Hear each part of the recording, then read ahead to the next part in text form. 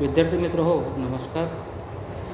आजच्या तासिकेमध्ये आपण बी ए द्वितीय वर्षासाठी अभ्यासक्रमास असलेली बनगरवाडी ही कादंबरी आपण अभ्यासत आहोत. यापूर्वीच्या तासिकेमधून आपण या बनगरवाडी या शाळेमध्ये रुजू होण्यासाठी आलेले राजाराम मास्तर आणि या गावात सर्वप्रथम भेट झालेली एक व्यक्ती आहे, ती व्यक्ती म्हणजे दादू.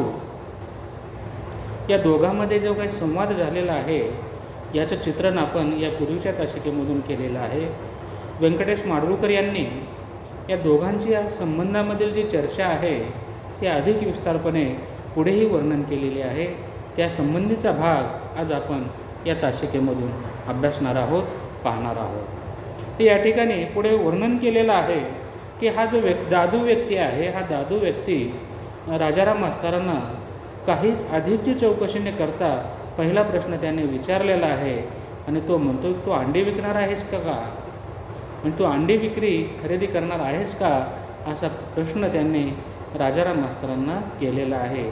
त्याच्या या बोलण्यानं त्या शिक्षकांना अतिशय वाईट वाटलेलं आहे. त्या प्रश्नाने फटका बसल्यासारखा मी खाली आलो. त्या अपेक्षित उत्तर या ठिकाणी किंवा अपेक्षित प्रतिसाद या ठिकाणी त्यांना मिळालेला नाही. खरं तर त्यांना असं वाटत होतं की यांनी आपली चौकशी करावी, कोण आहेत, कुठून आलात, नवीन दिसत आहात, असं त्याने सहानुभूतीने विचारायला हवं होतं. परंतु तसं काही तो विचारत नाही आणि प्रश्न करतो आहे तोही एक मोठ्या आवाजामध्ये, रागामध्ये बोलतो आहे की तू अंडी विकणार आहेस का? अशा स्वरूपाचा प्रश्न केल्याबरोबर हा अनपेक्षित प्रश्न पाहून हे जे नायक आहेत किंवा राजाराम मास्तर आहेत यांना थोडंसं विचित्र वाटलेलं आहे आणि ते म्हणतात की या प्रश्न विचारल्याबरोबर मी खाली आलो म्हणजे मला धक्का बसलेला आहे. क्षणभर काय उत्तर द्यावे हे मला सुधरेना. माझ्या या लेहंगाने मला एकदम खाली ओढले होते. सुट्या आणलेल्या थैल्या घेऊन खेडोपाडे अंडी खरीदणारा मुसलमान बनवून टाकले होते. आणि या ठिकाणी वर्णन केलेलं आहे की मला मात्र काय झालेलं आहे, त्याने जो हा प्रश्न केला, अंडी विकणारा आहेस का गा, असा प्रश्न केल्याबरोबर मी एकदम खाली आलेलो आहे. खरं तर मी शिक्षक म्हणून रुजू होण्यासाठी इथे आलेलो आहे. शिक्षक यांचं काम म्हणजे विद्यार्थ्यांना शिकवणं आहे, अध्यापन करणं आहे, त्यांचा विकास कसा होईल हे पाहणं शिक्षकाचं काम आहे. परंतु हा जो गावकरी आहे दादू नावाचा, हा गावकरी मात्र अनपेक्षितपणे अतिशय वेगळ्या भाषेमध्ये त्यांना प्रतिप्रश्न करतो आहे, विचारतो आहे आणि ते म्हणू लागतात की मी एकदम लहान वयातील आहे, माझं वयही तितकं नाही. मी जो अंगावर परिधान केलेला माझा स्वतःचा जो पोशाख आहे त्या पोशाखाने मला शिक्षकाऐवजी, शिक्षक म्हणण्याऐवजी अंडी विकणारा बनवून टाकले होते. म्हणजे खेडेपाडे थैल्या घेऊन अंडी खरीदणाऱ्यांना मुसलमान बनवून टाकले होते. म्हणजे अंड्याचा व्यवसाय जे करणारे व्यापारी असतात, मुसलमान असतात किंवा मुसलमान व्यक्ती असतात, त्या पद्धतीनेच मला त्या व्यक्तीने समजले होते. असं आपल्या मनातील विचार ते या ठिकाणी बोलून दाखवतात आणि त्याच विचाराला कादंबरीकार इथे शब्दबद्ध करताना दिसून येतात. मी गडबडलो, गोंधळलो, तोंडावर ओशाळवाने हसू आले. आणि मी त्याच्या प्रश्नाने काय झालेलं आहे, गोंधळलेलो आहे, गडबडलेलो आहे. त्याने हा अनपेक्षित प्रश्न मला या ठिकाणी विचारलेला आहे आणि त्या विचारलेल्या प्रश्नाला पाहून मी या ठिकाणी, आता त्याने तर मला बोललेलं आहे, मी नवीन आहे, परंतु त्याला काही ना काही उत्तर देणं देखील आवश्यक आहे, असं मी सावध होऊन बसलो आणि नंतर त्याला उत्तर दिलेलं आहे. ते पुढील पद्धतीने म्हणतात, सोडलेले पाय वर घेऊन मी टोपी नीट केली आणि म्हटले, नाही, मी मास्तर आहे. हे राजाराम मास्तर जे आहेत हे राजाराम मास्तर नंतर या ठिकाणी उत्तर देताना म्हणतात की मी आता सरळ झालो, सावध झालो, डोक्यावर टोपी घातलेली आहे, ती टोपी नीट केली आणि मी त्यांना उत्तर दिलं की नाही, मी मास्तर आहे, मी शिक्षक आहे. हा खुलासा ऐकून विचारण्याला आपण काही वावगे बोललो असे वाटले नाही.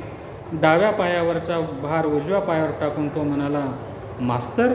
त्याने परत प्रश्न केलेला आहे. हे देखील या शिक्षकांना अनपेक्षित अशा स्वरूपाचं आहे. त्यांना वाटलं की मास्तर हा अशा स्वरूपाचा असू शकतो का, एवढ्या कमी वयातील, एवढ्या लहान वयातील. कदाचित या दादूने त्याच्या गावामध्ये पूर्वी आलेले मास्तर कदाचित पाहिले असतील, म्हणून स्वतः राजाराम मास्तर आपली ओळख सांगतात की मी एक मास्तर आहे, मास्तर म्हणून मी या गावामध्ये नव्यानंच आलेलो आहे. परंतु जेव्हा एक सत्य सांगतात ते, परंतु सत्य सांगून देखील त्या दादूचा मास्तरावर विश्वास बसलेला नाही.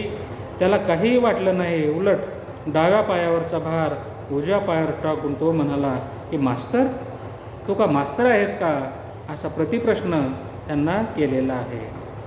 त्याचा विश्वासच बसला नाही. मळका लेहंगा आणि रेघारेघांचा धुवट शर्ट घातलेले हे गुडघ्याएवढे पोर मास्तर कसे असेल? लंगोटी लावून ज्याने शाळेत जावे आणि थुंकीने पाठी पुसावी अशा पोराला मास्तर म्हणेल कोण? जरी म्हणाले तरी त्याला मास्तर करील कोण? काहीतरच सांगतो आहे.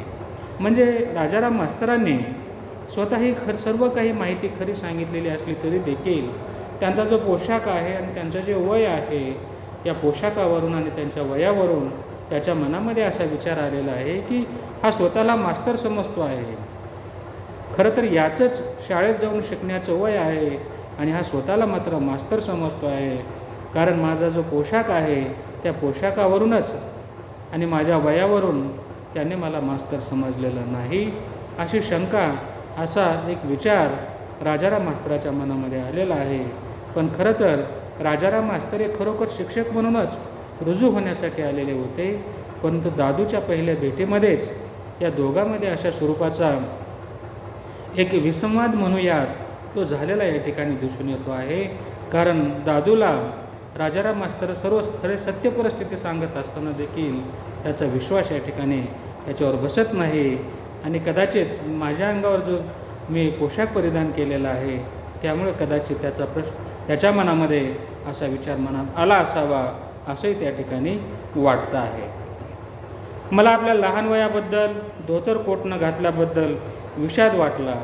भाषेत जोर आणून म्हटले, हो, माझी नव्यानं नेमणूक झाली आहे. आजपासून मास्तर म्हणून मी इथं रुजू झालो आहे. आणि त्यांनी परत या ठिकाणी स्पष्टीकरण दिलेलं आहे राजाराम मास्तरांनी की कदाचित माझं वय लहान असल्यामुळे किंवा शिक्षकाचा त्या काळातील जो एक विशिष्ट पोशाख आहे, धोतर आहे, शर्ट घातलेला आहे, शर्टवर कोट घातलेला आहे, अशा स्वरूपाचा साधारणतः शिक्षकाचा किंवा मास्तराचा त्या काळामध्ये पेहराव होता किंवा पोशाख होता. परंतु तो आज मी न परिधान केल्यामुळे आणि माझं वय लहान त्याला दिसून आल्यामुळे त्याचा हा असा गैरसमज झालेला आहे. म्हणून मी परत त्याला आत्मविश्वासानं म्हटले, भाषेत जोर आणून मी त्याला म्हटलं आहे की मी शिक्षकच आहे, माझी नव्याने नेमणूक झाली आहे आणि आजपासून मास्तर म्हणून मी इथं रुजू झालेला आहे, असं परत आत्मविश्वासाने ठामपणे राजाराम मास्तर त्या दादूला या ठिकाणी सांगतात. परत त्याने या शिक्षकाने जे आपलं उत्तर दिलेलं आहे, स्पष्टीकरण दिलेलं आहे, हे सांगितल्यानंतर त्याच्या मनामध्ये परत प्रश्न निर्माण झालेला आहे. त्याच्या वागण्यात, त्याच्या बोलण्यामध्ये एक प्रकारचा जो बदल झालेला आहे तो बदल पुढील प्रमाणे या ठिकाणी वर्णन केलेला आहे. हातात आडवा घेतलेला भाला त्याने झेंड्यासारखा समोर टेकला आणि तुच्छतेने म्हटले. म्हणजे परत त्याचा विश्वास बसायला काही तयार नाही. तो त्यांना म्हणतो आहे, हां, हातं काय करायचं का मास्तर? शाळा चालत्या कुठं होतं? पोरं हायतं कुठं वाढेल? सरकारला काय ठावं नाही वय? रिकामा फाजेलपणा. आणि तो हे जे शिक्षक आहेत या शिक्षकाचा आत्मविश्वास वाढवायचा सोडून, त्यांना नमस्कार करायचा सोडून, त्यांना मान द्यायचा सोडून उलट त्यांना उदासपणे, त्यांनाच उदासीनता वाटेल अशा शब्दामध्ये तो या ठिकाणी बोलतो आहे. इथं काय करायचं? हतं म्हणजे इथे गावात मास्तराची काय गरज आहे? पूर्ण बोलीभाषा आहे, त्या बोलीभाषेमधून वर्णन केलेलं आहे की हतं काय करायचं का मास्तर? इथे या गावामध्ये मास्तराची आवश्यकता तर काय आहे? शिक्षकाची आवश्यकता तरी काय आहे? कारण इथं शाळा हा शब्द बोलीभाषेतील शब्द आहे. शाळा म्हणजे शाळा. इथे शाळा चालते आहे कुठं? आणि शाळा चालण्यासाठी जे मुलं हवे असतात, विद्यार्थी हवे असतात, ते विद्यार्थी देखील या गावात नाहीत. इथं वाडी हा शब्द वापरलेला आहे, ते म्हणजे बनगरवाडी. इथं मुलं कुठं आहेत? आणि सरकारला म्हणजे शासनाला देखील हे सर्व माहिती आहे. आणि हे सर्व माहीत असताना देखील हा फाजीलपणा, हा रिकामटेकडेपणा शासन कशाला करतो आहे? अशा स्वरूपाचे निराशेचे, नाराजीचे सूर आणि ते शाळेमध्ये शिक्षकाची आवश्यकताच काय आहे असा प्रश्न परत या ठिकाणी हा दादू राजाराम मास्तरांना या ठिकाणी बोलतो आहे. राजाराम मास्तर बनगरवाडीमध्ये आल्यानंतर खरं तर त्यांना एक आपुलकीचं प्रेमाचे संबंध निर्माण करणारा एखादा व्यक्ती हवा होता, परंतु प्रथमदर्शनी हा जो व्यक्ती भेटलेला आहे हा मात्र एक प्रकारचा उद्धटपणे तो या शिक्षकाशी बोलताना दिसून येतो आहे. त्यामुळे राजाराम मास्तर इथे काहीसे खिन्न झालेले आहेत, उदास झालेले आहेत. त्यांच्या मनामध्ये परत अनेक प्रश्न निर्माण झालेले आहेत.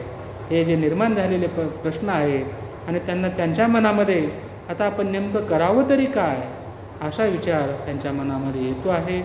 पहिल्याच भेटीमध्ये असं निराशेने स्वागत झाल्याचं पाहून ते खिन्न आणि उदास झालेले आहेत. याचंही वर्णन कादंबरीकार व्यंकटेश माडगूळकर यांनी अतिशय वास्तवपणे केलेला आहे. याचाही विचार आपण पुढील तासिकेमध्ये करणार आहोत. आजच्या तासिकेमध्ये इथेच थांबूया. धन्यवाद.